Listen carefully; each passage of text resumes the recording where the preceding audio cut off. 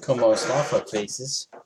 So this is your commissioner here, bringing you your week in review.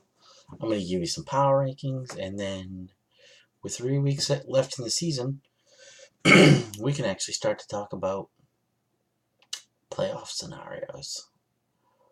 Who's in, who's out, what you need. Here we go.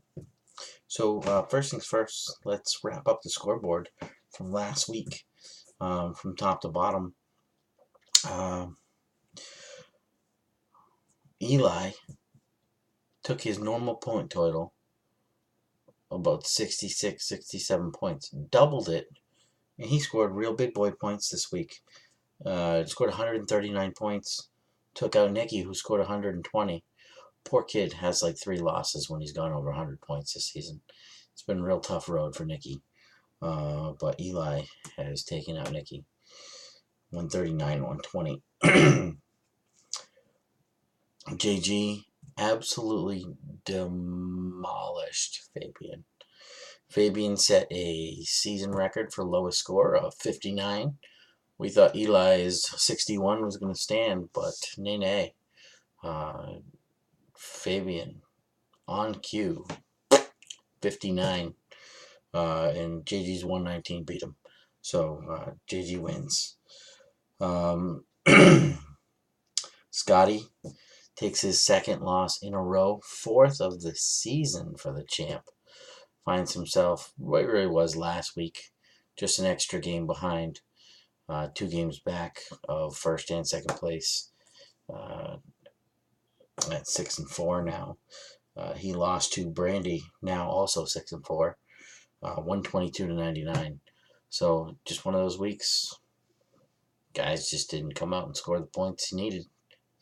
You know, a lot of those like, hey, I got 60, 70 yards, but like nobody scored a touchdown. We all seen those weeks before. It's awful to see it, but shit happens, right? One of the more exciting matchups as far as like how it kind of came down. Me versus Darren. I beat Darren 127 to 119. Looked like I was losing that matchup. And then Nick Chubb runs a 92-yard touchdown. And then Darren gets, I think, like 30 points from Aaron Jones and like 20 some odd points from 22 points from Melvin Gordon in the 4 o'clock game. So I'm sitting there like, oh, I'm fucked. He just kicked my ass. And all of a sudden, Brandon Cooks catches like a 30-yard touchdown. And then fucking Mike Davis gets a receiving touchdown, garbage time. At the end of the game, all of a sudden I get an 8-point lead going into Monday night. And I got Matt Breida versus Odell and Kittle with an 8-point lead. And somehow Matt Breida drops 2 touchdowns, 100 yards rushing, scores 27 points, and helps me eke out an 8-point win. It's crazy because I was only up by 2, and Breida left the field hurt. And it looked like he wasn't coming back. And it was like 1 catch by Kittle or Odell, and I'm toast. Comes back, gets 36 yards rushing on the field goal drive at the end of the game. And then they just didn't throw to Kittle or Beckham anymore. So I got lucky and I won. I thought I was going to lose that. That was an awesome matchup, though. I'm sitting there in the last play of the game from the 21-yard line, understanding that if with 83 yards Kittle catches a touchdown to end that game, Darren gets 2 points to go up to 100. 2-point bonus. That's 4 plus 6 for the touchdown. He'd have gotten 10 points and I lost by 2. I fucking broke my TV. So it was nice. And last and most certainly not least, the most exciting thing I've been able to say on one of these messages, Brandon won a game this week. Like in real life, scored more points than the other team. And the other team scored 110. Craig dropped 110, usually 110 against Brandon. Hey, that's like a 32-point victory. Not this week. Brandon drops 123. Alvin Kamara gets him 21 points. He gets 26 from Russell Wilson. He gets touchdowns from Lockett, Duke Johnson, Kerryon Johnson. His defense scores 16 points. His kicker scores 10.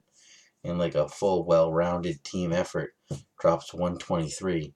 And Brandon is now 1-9. Hey, he can finish the season strong. Um,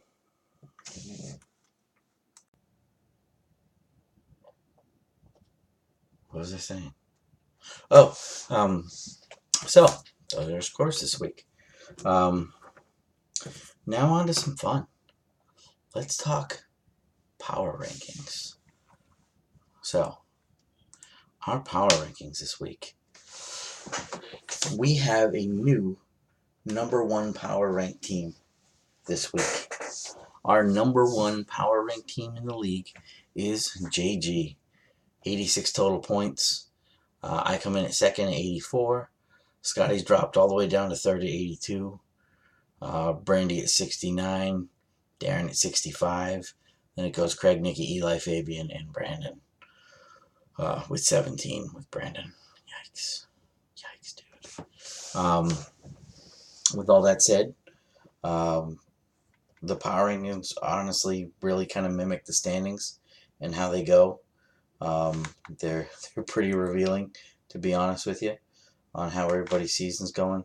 Kind of whether it's just being low scoring or whether it's someone like Darren who's in the mix, but his record against playoff teams, he has a 17% win percentage against playoff teams. So when you play a good team, he almost always loses. But you'll see the top teams. Me and JG have a 71% win percentage against teams in the playoffs. Scotty's got a 67% winning percentage against playoff teams. So, like, when the big games come up and you got to beat someone in the standings, like, those three teams come out and do it. And Brandy's got a 43%, so it's still decent. But there's only three teams above 500 against the good teams. As far as the standings go, it's like I said, it pretty much mimics the power rankings. But me and JG are at 8-2.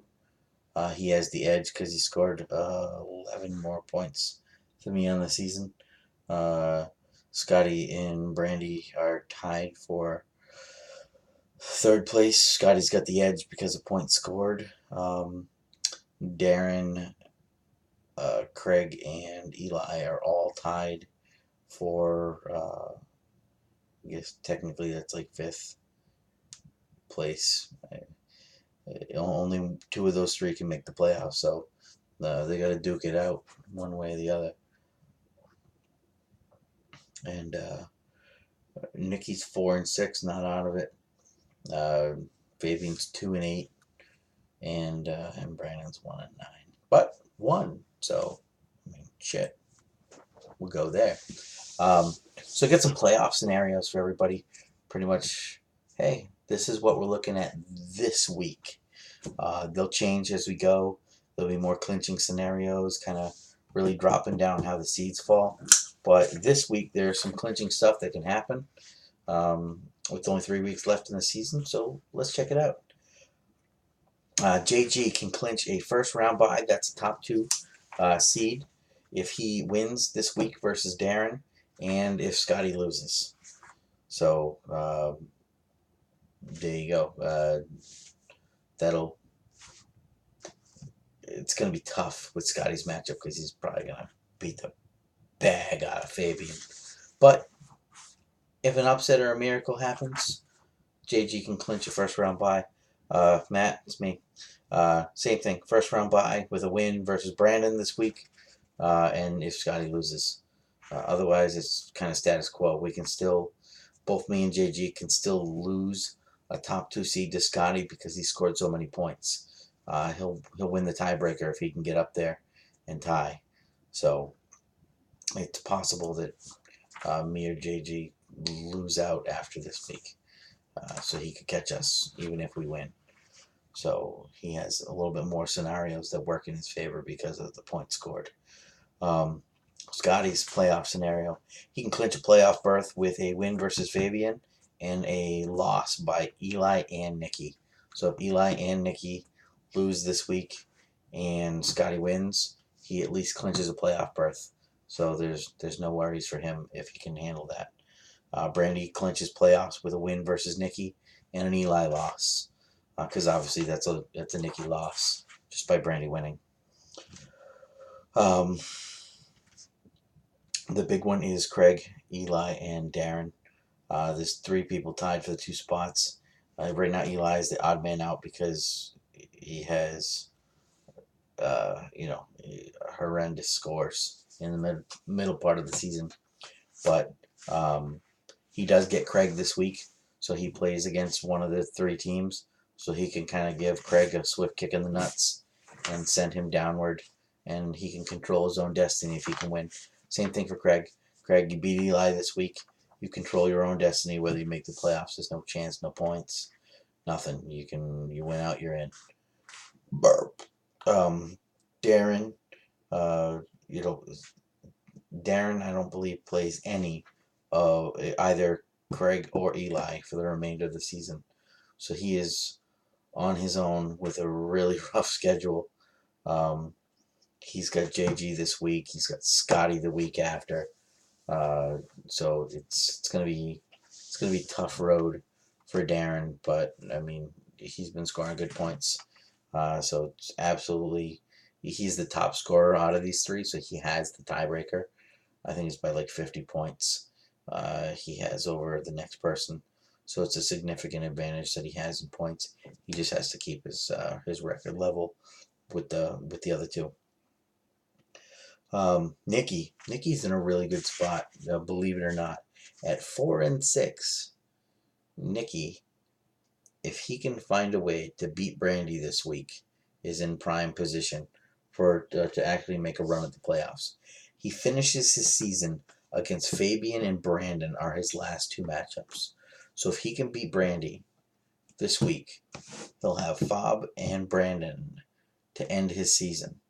And if he does that, then he's sitting there at 7-6. More than likely, that's going to get you in the playoffs because either Craig or Eli is getting a loss this week, and more than likely Darren won't be favored to beat JG. So he's got a good chance that the three teams that are above him in the standings by a game, probably two of them are going to lose this week. Maybe only one, but at least one, and that helps him pop up. And knowing he's got those matchups, Darren's got tough ones. Um, I believe Craig and Eli have some tougher matchups as well. Craig does play Darren the last week of the season, so one of those two is also going to get a loss. And Eli's got to play Scotty the last week of the season, so there's some tough matchups for these 5-5 teams that really kind of plays into. Eli's got Brandy next week on top of it. Darren has, like I said, Scotty next week. And Craig has to play me next week too. So these 5-5 teams have a rough road ahead of them. But Nicky is pretty smooth sailing. If he can beat Brandy this week, I'm calling it. He's in the playoffs because he's going to win his last two matchups. So I think worst case scenario, Nicky's like 6-7, but if he loses to Brandy, but he could go 7-6 and make the playoffs, no problems.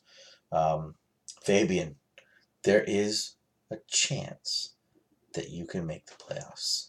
Since it's all luck based, it's possible this happens because you could get a horseshoe up your ass and you could get lucky.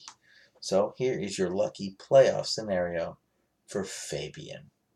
Fabian, you need to win your last three matchups. Then you need Eli to lose all three of his matchups.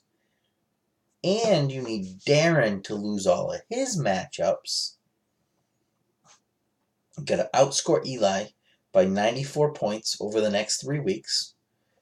And you need to outscore Darren by 244 points over the next 3 weeks.